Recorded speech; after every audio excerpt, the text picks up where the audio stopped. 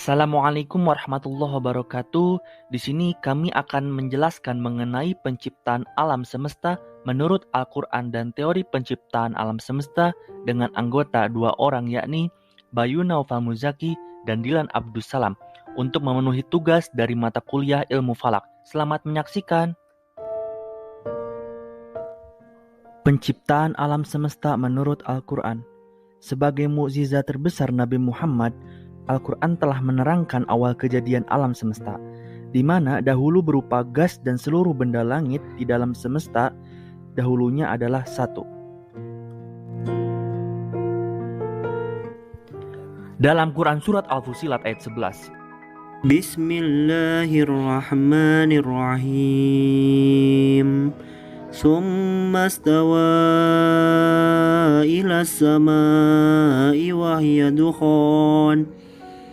hiya dukhan faqala laha walil ardi atiya taw'an aw karhan qalata ataina ta'i'in. Allah berfirman, kemudian dia menuju kepada penciptaan langit dan langit itu masih merupakan asap. Lalu dia berkata kepadanya dan kepada bumi, datanglah kamu keduanya menurut perintahku dengan suka hati atau terpaksa. Keduanya menjawab, kami datang dengan suka hati. Lalu di dalam Quran Surat Al-Anbiya ayat 30, Bismillahirrahmanirrahim. Awalam yarul ladzina kafaru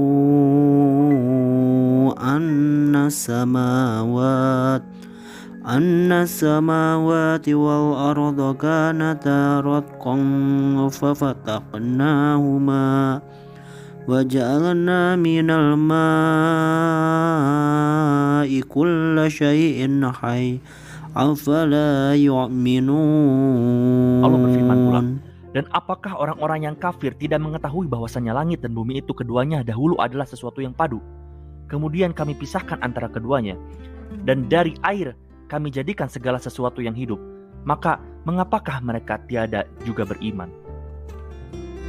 Dalam Quran Surat As-Sajdah ayat 4, Allah berfirman, Bismillahirrahmanirrahim.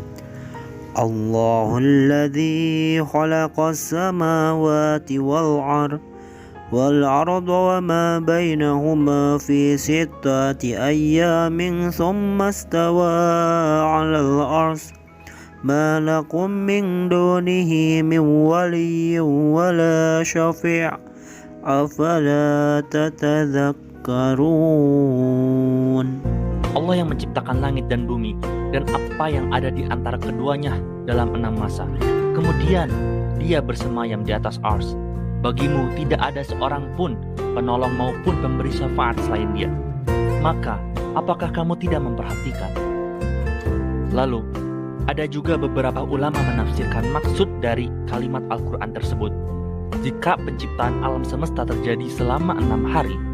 Namun ada beberapa ulama juga menafsirkan jika ada 6 masa penciptaan alam semesta menurut Al-Quran. Menurut ahli tafsir Tantawi Jauhari, penciptaan alam semesta melalui 6 tahapan seperti yang tertulis di dalam surat As-Sajdah. Di antaranya adalah penciptaan matahari, bumi, air, tumbuh-tumbuhan, hewan, dan manusia. Namun, sebagian besar ulama meyakini jika 6 tahapan tersebut adalah penciptaan dalam lembaran, penciptaan dalam gelap dan cahaya, penciptaan ars, langit, bumi, dan manusia.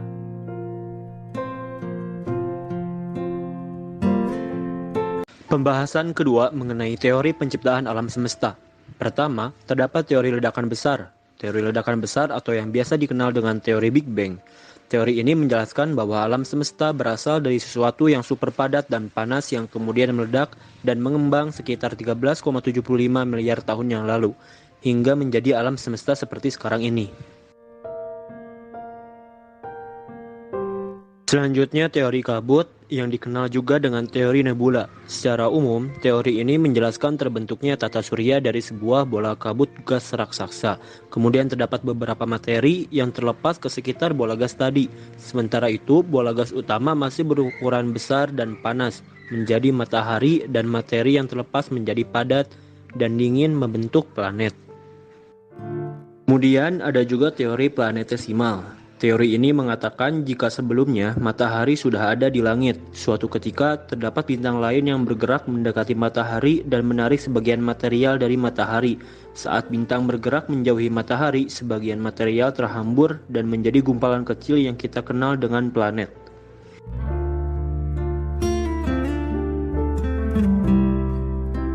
Kemudian ada teori bintang kembar.